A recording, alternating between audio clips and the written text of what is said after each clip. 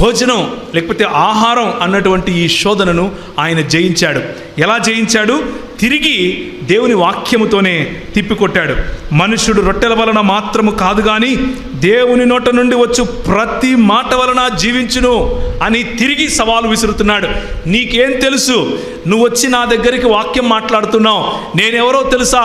ఆది యందు ఏ వాక్యం ఉండెనో, ఆది యందు ఏ వాక్యము దేవుని యొద్ద ఉండెనో, ఆది యందు ఏ వాక్యము దేవుడై ఉండెనో ఆ వాక్యాన్ని నేను నా దగ్గరకు వచ్చి నా మాటలో చెప్తున్నావా?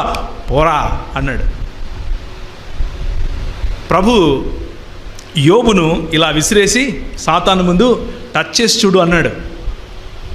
యోబు కష్టంలో కూడా ప్రభువుకు నమ్మకంగా నిలబడ్డాడు. ఈరోజు మన ముందున్నటువంటి సవాలు ఏమిటి అని అంటే, సంఘానికి నిన్ను దేవుడు ఇలా విసిరివేయగలడా? నిన్ను విసిరివేసి సాతానుతో ఛాలెంజ్ చేయగలడా? ఛాలెంజ్ చేస్తే నువ్వు నిలబడగలవా? బహుశా నేను ఈరోజు ఉన్నటువంటి పరిస్థితిలో నేను ఇంకా రెడీ కాదేమో, కానీ మనము దేవుని సంఘము అనేటటువంటి మనము ఇప్పటికీ రెడీనే. అలా ఉండగలగాలి. ఎందుకు అనంటే, మనము ఇండివిజువల్గా వీక్ అవ్వచ్చు, వ్యక్తిగతంగా బలహీనులం అవ్వచ్చు, కానీ సామూహికంగా సంఘపరంగా మనము సమిష్టిగా ఉంటే మనము బలవంతులం.